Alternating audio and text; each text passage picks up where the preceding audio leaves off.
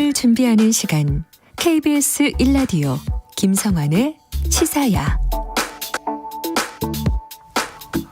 오늘은 북한 노동당 창건 기념일입니다. 일각에서는 이달 안에 북한이 발사하겠다고 예고했던 군사 정찰 위성을 당 기념일 전후에 쏘지 않겠냐는 관측이 많았는데요. 북한은 현재까지 별다른 움직임을 보이지 않고 있는 것 같습니다.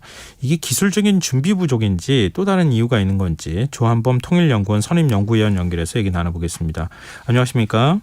예, 안녕하세요. 네, 북한이 노동당 창건일 맞아서 보통 좀 떠들썩하지 않습니까? 이번에 굉장히 조용한 것 같아요. 뭐 노동당이 지배하는 체제니까 10월 10일 당 창건 기념일이 제일 큰 명절이죠. 북한에서는. 근데 이번에는 상대적으로 좀 조용한 것 같은데요. 예, 조용하죠. 뭐 경축 공연도 있고 어제 자정에 이제 불꽃놀이 김일성광장에서 그다음에 뭐 국기 개항식 이런 것도 있었지만 뭐 우리가 봐왔던 열병식이나 이제 그거는 예견이 됐어요. 아, 이미 예견이 됐어요. 예, 3번이나 했거든요. 예. 그러니까 또 하는 건 좀 무리고. 또 그러려면 준비 징후가 있어야 되는데 징후가 없었거든요. 없었고. 비교적 차분하게 지나가고 이제 특이한 건 아니지만 조선중앙 텔레비전에서 이제 노동당 창건 기념일이니까. 김정은 위원장 집권 이후에 이제 당을 강화한 조직과 이 사상 두 가지 차원을 강화한 위대한 연대 불멸의 여정 1편이라는 기록용 한 2시간짜리 길거든요. 이제 그거를 방영하는 수준에서 지금 지나가고 있네요. 지금 북한이 연달아 이제 군사 정찰 위성 실패했잖아요. 예. 다시 쏘겠다 예고한 시점이 이제 이달이었는데 이번에 만약에 군사 정찰 위성 쐈다 그러면은 대대적으로 선전도 할 수 있고 좋은 기회 아니었습니까? 근데 이제 10월 달에 쏜다 그랬거든요. 근데 이제 위성은 우리가 모르게 못 쏴요, 첫째.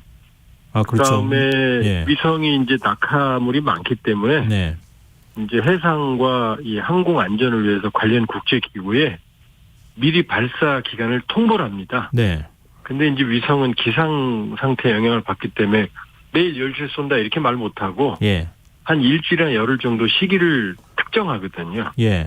그러려면 이제 열흘 뒤에 쏴도 오늘은 지금 오늘 저녁에는 통보를 해야 되거든요. 근데 지금까지 통보가 없어요. 그러면은 지금 준비가 부족한 겁니까? 일단은 무리였어요. 왜냐하면 5월 30일 날 쏘고 8월 말에 쓸 때 그렇게 2-3달 만에 기술 문제 해결한 사례가 없어요. 위성 발사 역사에서. 그다음에 8월 말에 쏘고 10월이면은 이것도 2달밖에 안 되거든요. 이거는 기술을 극복하기에는 너무나 짧은 시간이고 여기 이제 하나의 이제 이유가 있고요. 그럼에도 불구하고 북한은 김정은 위원장 1호 명령이기 때문에 뭐 정말로 하라면 해야 되는 상황이기 때문에 쏴야 되는 상황인데 안 쏘고 있거든요. 근데 또 다른 추론은 뭐냐면 우리가 이제 5월 말에 발사한 북한의 위성 만리경 1호를 우리 군이 잔해를 수거한 다음에 군사적 효용성이 없다도 아니고 전혀 없다라고 평가절하했거든요. 근데 이 상황에서 9월이죠. 9월에 김 위원장이 푸틴 대통령하고 정상회담에 그때 푸틴 대통령이 위성 발사 도와준다 그랬거든요. 그러면은 북한 입장에서는 의미 없는 걸 쏘느니 러시아의 기술 지원을 받아서 보다 완성된 완성체를 시간이 걸리더라도 쏘는 게 더 낫거든요. 근데 러시아가 도와준다 하더라도 우리 예전에 발사할 때 도와줬던 것도 그랬지만 이게 뭐 한 달 와가지고 도와준다고 되는 게 아니잖아요. 그건 안 되죠. 그러니까는 만일에 러시아의 기술 지원을 받는다면 아마 이제 소프트웨어 기술적 지원은 해줄 수 있겠지만 하드웨어 쪽 지원을 받아야 되는 상황이거든요. 만리경 2호 위성체를 이제 개선하려면 그러려면은 시간이 몇 달도 더 걸리죠. 그러니까 러시아 협력을 만일에 받는다고 그러면은 한참 길어질 거고. 그냥 이제 서둘러서 쏜다 그러면은 아직 10월이니까 아직 기회는 몇 번 남아 있죠. 그래도 이게 정상적인 절차로 보면 연내 발사도 쉽지 않아 보이는데요. 원래라면은 그래요. 왜냐하면 북한이 이 광명성 4호를 쏠 때 실패한 다음에 8개월 뒤에 개선해서 성공했거든요. 그러니까 연내 쏘는 것도 기술적 개선은 쉬운 상황은 사실은 아니었죠. 근데 우리 입장에서는 뭐 여러 가지 가능성을 이제 점검해 볼 수밖에 없는 상황인 건데요. 뭐 북한 내부의 정보를 깊숙한 정보를 갖고 있지는 않은 거니까. 근데 지금 일주일 뒤에 중국의 1대1로 정상 포럼이 개막하지 않습니까? 이것도 좀 영향을 미쳤을 거라고 보십니까? 그거는 별 영향을 안 미칠 거예요. 아, 그거는 아니고요. 우리가 이제 착시 중에 하나가 네. 중국하고 친하고 러시아하고 친하니까 예.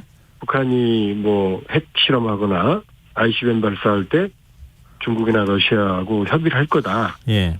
배려할 거다. 전혀 그렇지 않습니다. 그럼 어떻게 할 수 있냐면 2017년 12월 말에 유엔 안보리 대북주제 2397호 때까지 상당히 많은 최소한 치명적인 가장 적게 잡아도 치명적인 대북주제 결의안이 5개 이상이 발의가 됐거든요. 네. 여기 러시아하고 중국이 모두 동의했거든요. 그렇죠. 예. 그 얘기는 북한이 러시아하고 북한 말 안 들었다는 얘기. 예. 그러니까 북한은 전략적 도발에는 마이웨이를 갑니다. 그러니까 만일에 정말로 쏘기를 맘먹으면 예. 뭐 1대1로는 아니라 뭐 다른 거라도 관계없이 쏠 겁니다. 그러면 북한과 러시아가 이달 중에 외교장관 회담 갖기로 했잖아요. 예. 이 자리에서는 그러면 어떤 얘기들을 주고받을까요? 그게 사실은 더 관심이 있는 게 지금 러북 북러 정상회담에 전 세계가 우려하는 게 양측 간의 군사협력이거든요. 예. 그러면 러시아는 우크라이나 전쟁에서 이 북한제 포탄을 사용해서 전쟁 수행 능력이 커지게 되고, 그러니까 유럽 안보가 위험해지죠. 네. 그 다음에 우리 입장에서는 러시아가 구형 기술만 북한에 제공해줘도 위성을 포함해서 핵을 포함해서 한반도 안보위가 훨씬 커지거든요. 예. 그런데 뭐 아무 사항도 없다고 그 정상회담에서 그러는데 지금 그들의 행보를 보면 9월 말에 북한 대경제상이 모스크바 갔고 라브로프가 외무장관 러시아죠. 유엔에서 대놓고 나 평양 간다 9월에 그 10월에 이렇게 얘기했거든요. 예. 그 다음에 가서 푸틴 대통령 그 평양 방문 일자를 조정할 거다 이런 얘기까지 지금 크렘린이 하고 있거든요. 네. 그런데 지금 양측이 합의한 사항도 없다는데 서명한 것도 없다는데 이렇게 왔다 갔다 할 일이 없거든요. 그러면 푸틴 대통령이 평양을 연내에 갈 가능성도 있고 이미 뭐 이 북중 접경 지역에 이제 북한 쪽에 두만강역이 있거든요. 예. 여기 화물 열차가 네. 한 7, 80량이 지금 집결해 있는데 이거는 최근 한 5년간 가장 많은 숫자예요. 예.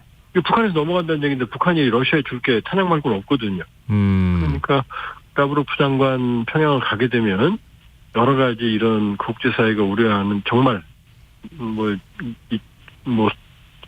속된 말로 위험한 브로맨스가 현실화되는 그런 상황인 거죠. 그러면은 뭐 북한이 러시아에 우크라이나 전쟁을 위한 뭐 포탄 지원이라든가 일부 뭐 무기 지원도 얘기가 나오던데 그거는 기정사실이라고 봐야 되는 겁니까? 그럼 복잡합니다. 왜냐하면 이제 미국 국무부는 지난해 말에 이미 사망한 그 러시아 용병기업 와그너 그룹 있죠. 예. 사망한 프리고진이 지휘했는데 여기에 탄약을 이미 제공했다. 이런 설을 미국이 한 얘기고요. 예. 공식적으로. 예. 그다음에 뭐 확인 안 됐지만 외국 매체, 우크라이나 매체죠. 우크라이나 매체가 러북 북러 정상회담 이전에 이미 북한산 탄약이 전선에서 사용됐다라고 보도를 했고. 예. 또 이달 만에도 5일 날에는 미국 CBS가 북한산 야포가 이미 러시아로 선적되기 시작했다. 이런 보도들을 했거든요. 네. 정황상 탄약은 뭐 이미 충분히 가고 있을 가능성이 높은 상황인데, 그러나 지금 확정적인 물증은 없어요. 예. 찾기 어려워요. 그리고 이 CBS가 보도한 북한산 대포의 이 러시아 이전 선적설에 대해서도 미국 당국은 아직 확인을 안 해주고 있거든요. 예. 그러니까 정황은 뚜렷해 보이지만 아직 결정적인 물증은 찾지는 못하고 있고, 다만 러시아가 상당히 절박한 탄약 부족 상황이라는 걸 감안하면 지금 뭐 탄약은 갔거나 가고 있을 가능성이 충분히 있죠. 근데 미국의 정찰위성 능력이나 이런 걸로 볼 때 탄약 싣고 그러면은 이게 부피가 뭐 이렇게 트럭 한 대 싣는 정도가 아니잖아요. 다 알 수 있지 않습니까? 그래서 이제 이게 그 기차 컨테이너가 일단 닫혀 있고요. 예.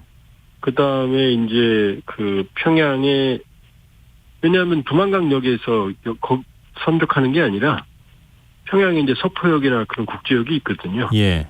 이런 쪽이 이제 실내로 되어 있는 그런 곳들이 있어요. 그러니까는 정찰위성이 포착하기 어려운데 또 지금 뭐 두만강역에 있는 그 화차들도 지금 위장돼 있거든요. 포장돼 있거든요. 네네. 덮여 있거든요. 그러니까 숨기려면 숨길 수 있죠. 이게 무슨 대형 대포나 이런 무기체가 아니고 교역화된 작은 박스나 이런 컨테이너 박스에 들어있는 거니까 탄약을 숨길 수가 있어요. 그 탄약의 종착지를 계속 추적해 나가면은 뭔가 의심스러운 정황이 나오지 않을까 뭐 이런 생각도 좀 발견은 됩니다. 왜냐하면 네.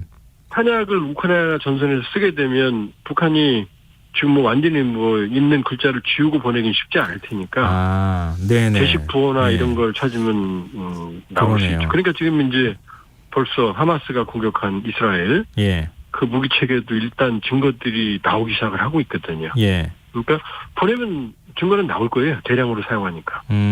이틀 뒤에 미국의 핵 추진 항공모함 로널드 레이건함이 부산항에 입항한다고 하던데 그거는 어떤 겁니까? 뭐 정례적인 어떤 겁니까? 아니면은 따로 어떤 목적이 있는 겁니까? 일단 이제 항공모함은 핵무기는 싣고 있지 않지만 네. 워낙 위력이 크니까 확장 억제 전략 자산의 핵심 수단으로 간주를 합니다. 예.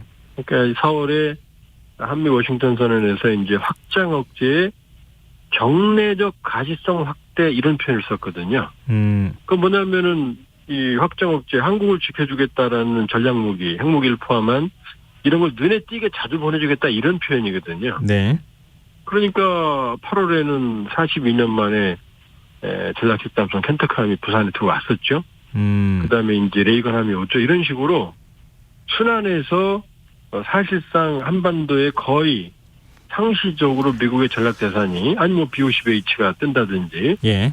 이런 식으로 일단 합의 사항을 지금 이행하는 차원입니다. 지금 팔레스타인 무장정파 하마스하고 이스라엘 간에 서로 지금 공격을 주고받고 있는 상황이잖아요. 예. 중동 정세에 자꾸 북한이 언급이 되고 있는데요. 그 이유가 뭡니까? 왜냐하면 일단 이제 북한이 불량 국가들하고의 커넥션이 있는데 예. 러시아는 뭐 최근에 급격하게 러시아가 워낙 절박하니까 뭐 러시아가 별로 취급 안 하다가 지금 너무 급박하니까 북한을 취급하는 거고 네. 그 이전에는 중동하고 친했어요. 특히 이란, 네. 그다음에 시리아, 그다음에 파키스탄, 그다음에 중동에 있는 헤즈볼라 지금 문제가 되고 있는 하마스 이런 그 테러리스트나 그런 불법 무장 단체들하고 친했고 특히 이란과의 군사 커넥션은 뭐 기정사실이거든요. 예. 뭐 파키스탄과 핵 커넥션도 있고 그러니까 과거에 이란을 통해서 갔든 아니면 하마스나 헤즈볼라에 직접 갔든 예. 북한제 무기의 상당 부분이 그다음에 지금 이슬람 테러 단체들이 쓰는 무기가 첨단 무기가 아니고 예. 대부분 RPG 나 이런 어떤 로켓 추진 수류탄이나 로켓 추진 탄류들 그다음에 소총류 이런 것들이거든요. 이런 거에 북한이 강점이 있거든요. 그러니까 중동에는 상당수의 북한제 무기가 테러리스트 집단이나 이슬람 저항단체에 가 있고 아마 그 증거들이 지금 이제 나오기 시작을 할 겁니다. 그러니까 북한이 자꾸 언급이 되죠. 네. 네, 알겠습니다. 오늘 말씀 여기까지 듣겠습니다. 고맙습니다. 예, 고맙습니다. 예, 지금까지 조한범 통일연구원 선임연구위원이었습니다.